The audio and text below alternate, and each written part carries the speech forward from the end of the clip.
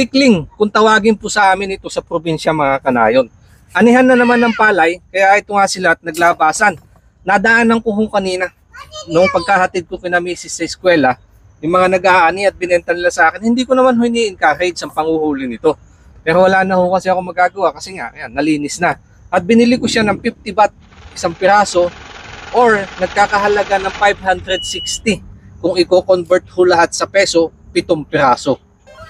Kung maalala nyo, hinuhuli natin nung panahon tayo mga bata pa yung gantong ibon sa mga palayan, lalo na nga po pag-anihan or tabi ng ilog at saka yung pugo. Pero noon yun, dahil sagana ang ating paligid. Hindi ko lang po alam kung meron pang mga gantong ibon sa inyong lugar. At lulutuin ko din ito sa paraan na aking natutunan. Sunod ko lang po ito nilinisan at hindi ko na masyadong pinakita para naman po sa mga kanain natin na medyo maselan. At saka ko ito kinamas sa asin para mawala ang lansa at muling hinugasan. Medyo makunat to kaya papakuluan ko muna upang mapalambot ang laman at saka pinalasahan ng kalahating chicken cubes, sibuyas, bawang at luya. Saka paminta, i-adobo ko muna kasama ng pampaasim na suka at pampaalat na toyo.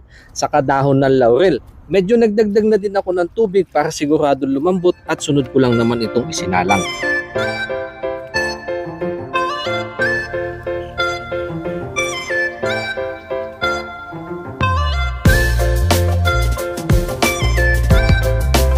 Makalipas ang mahigit 1 oras na nakasalang, yung karne lumambot na din.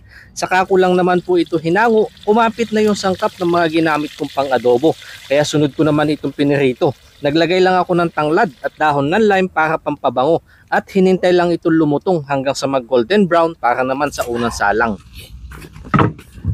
Nilagay ko na po yung panghuling salang. Gutom na. Ito yung una kong pinirito. Lalamnan ko muna dyan.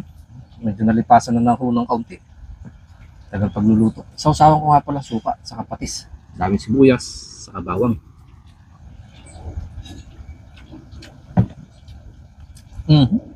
Napakalasa ho ng ibon. At ito yung sabaw niya, yung sauce. Yung mga laman loob naman. Sarap nga, pahit-pahit sa kanin na rin yun. Alas 3 po ng hapon, hindi na ako masyadong nag-heavy meal.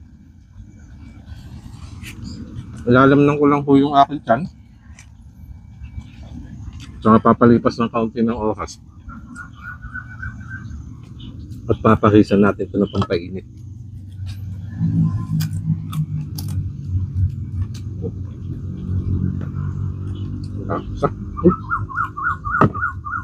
Usok nga lang.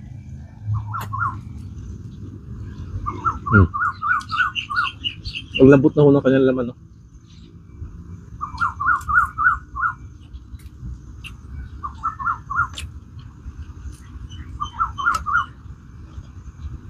Ba't ko isang yun, mas palulutungin ko pa.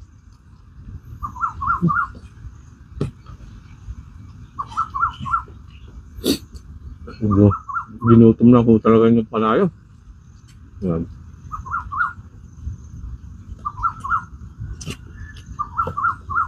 Mas maganda na ho yan kasi para makalambot ng gusto.